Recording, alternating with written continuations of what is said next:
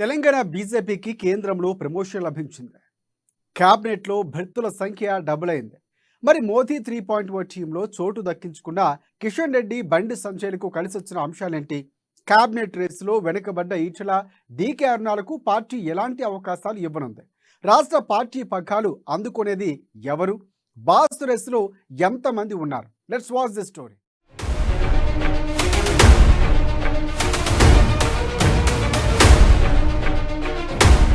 తెలంగాణలో BJP boss కోసం అగ్రనేతల వేట. కేంద్ర కేబినెట్లో కిషన్ రెడ్డి, బండి సంజయ్. బీజేపీ చీఫ్ రేసులో డీకే అరుణ, ఈటల రాజేందర్. జాతీయ కార్యదర్శిగా కొనసాగుతున్న డీకే అరుణ. ఈటలకు బీజేపీ అధ్యక్ష బాధ్యతలు కట్టబెట్టే ఛాన్స్. రానున్న అసెంబ్లీ ఎన్నికలపై బీజేపీ పెద్దల ఫోకస్.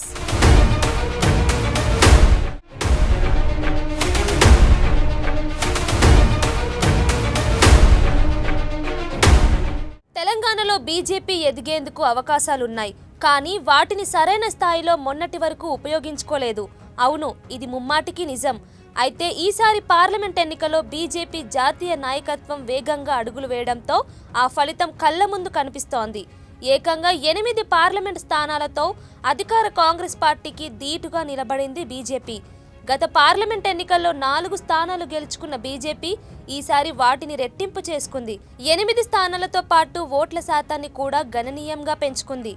ఈసారి గెలిచిన 8 మంది ఎంపీలలో కిషన్ రెడ్డి, బండి సంజయ్కి సహాయ మంత్రులుగా అవకాశం లభించింది. దీంతో బీజేపీ రాష్ట్ర అధ్యక్ష పదవి ఎవరికి ఇస్తారనేది చర్చనీయాంశంగా మారింది.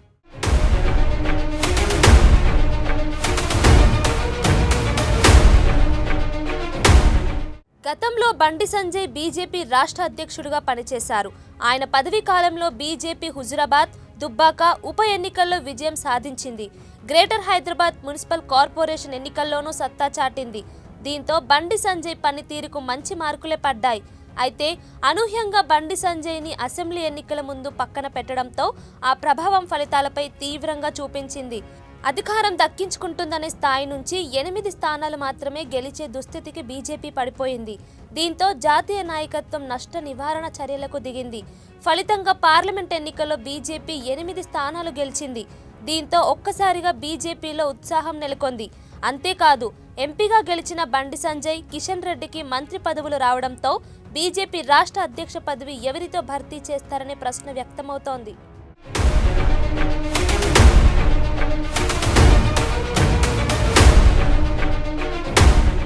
బండి సంజయ్, కిషన్ రెడ్డి వంటి వారు మంత్రులుగా వెళ్లిపోయిన నేపథ్యంలో బీజేపీ రాష్ట్ర అధ్యక్ష పదవిని ఎవరితో భర్తీ చేస్తారనే ఉత్పన్నమవుతున్నాయి. ప్రస్తుతానికి ఈటల రాజేందర్ లేదా డీకే అరుణకు అధ్యక్ష పదవి ఇస్తారని ప్రచారం జరుగుతున్నది. ఇప్పటికే అరుణ జాతీయ కార్యదర్శిగా కొనసాగుతున్నారు. పాలమూరు ఎంపీగా గెలిచారు. నిన్నటిదాకా ఆమె మంత్రి అవుతారని ప్రచారం జరిగింది.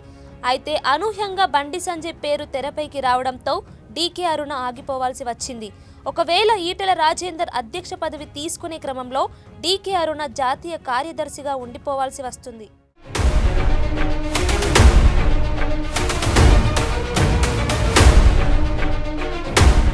వచ్చే అసెంబ్లీ ఎన్నికల్లో తెలంగాణలో బీజేపీని అధికారంలోకి తీసుకొచ్చేందుకు ఇప్పటి నుంచే పావులు కదుపుతోన్న హైకమాండ్ పార్టీ బాధ్యతలను ఈటలకు అప్పగించనున్నారు. కాగా పార్టీలో చేరినప్పటి నుంచి ఈటల రాజేందర్కు అధిష్టానం సముచిత స్థానం ఇవ్వట్లేదన్న అసంతృప్తి ఆయన అభిమాన వర్గంలో ఉంది. ఈ క్రమంలోనే ఆయనకు తెలంగాణ బీజేపీ అధ్యక్ష బాధ్యతలు ఇవ్వటం ద్వారా అటు ఈటలను సంతృప్తి పరచడంతో పాటు రాష్ట్రంలో పార్టీని క్షేత్రస్థాయిలో బలోపేతం చేసి వచ్చే ఎన్నికల్లో అధికారంలోకి తీసుకురావచ్చన్న ఆలోచనలో అధిష్టానం ఉన్నట్లు తెలుస్తోంది. ఇప్పటికే అమిత్ షా కూడా క్లారిటీ ఇచ్చారట.